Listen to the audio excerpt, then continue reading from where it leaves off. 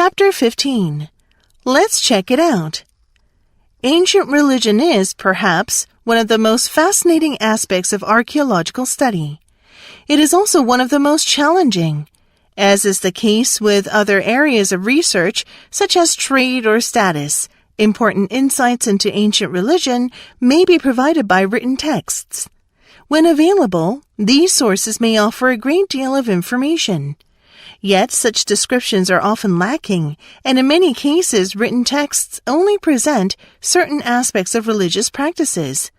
In such cases, archaeologists must infer religious beliefs from material culture, and this is difficult. A standard joke among archaeologists, when confronting an artifact whose function is unknown, is to describe it as a ritual object, an explanation that serves to underscore the challenge of inferring the complex, non-material aspects of past cultures. Exercises. Number 1. In our evolutionary history, innate and learned responses to food properties were an adaptive response to real or potential energy requirements. These energy needs are still real, although reduced by our sedentary lifestyle. But what has changed is that sufficient energy is now always available.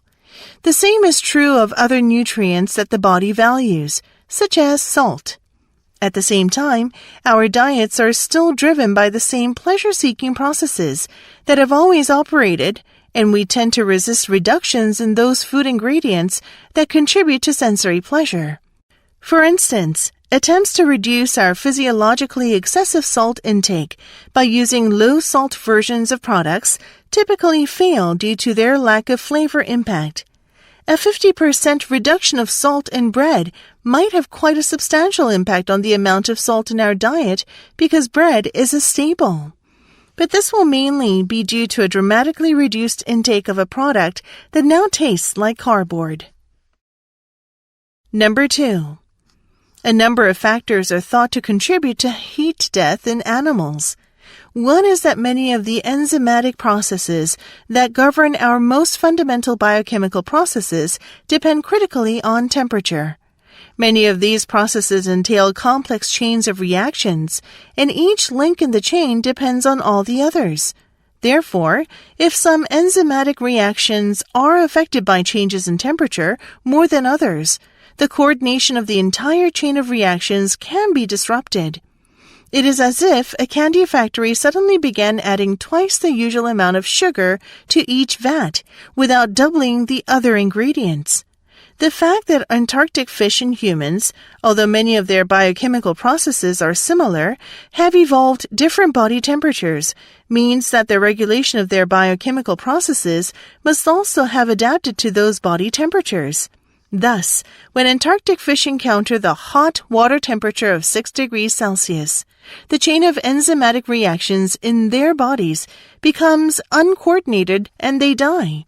The same is undoubtedly true for humans during heat stroke. Number 3.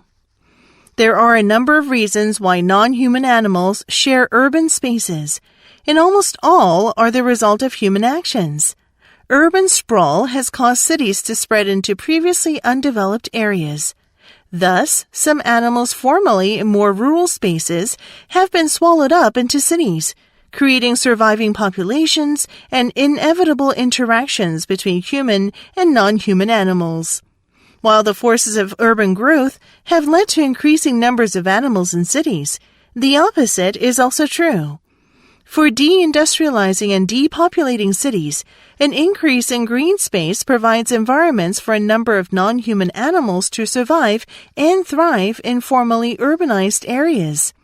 The combination of human financial distress and such re-greening has led cities like Detroit to have a significant stray and wild dog population, with implications for both humans and wildlife.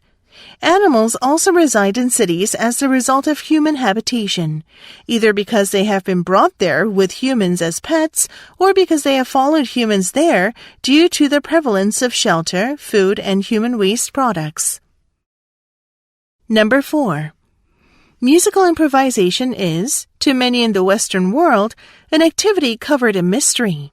most listeners are familiar with some genres of music in which improvisation is a commonplace, such as rock and other popular styles, jazz, or perhaps ethnic musics, that is to say, composed or improvised traditional musics falling outside the typical Western rules.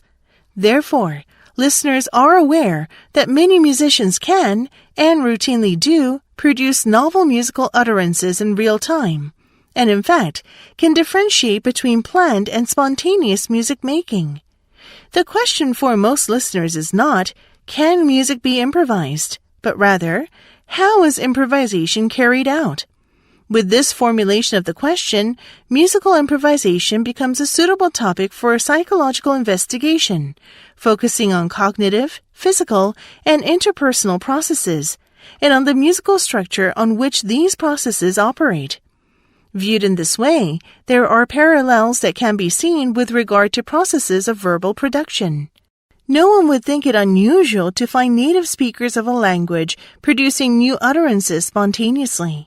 Indeed, to find someone without such an ability is the unusual case.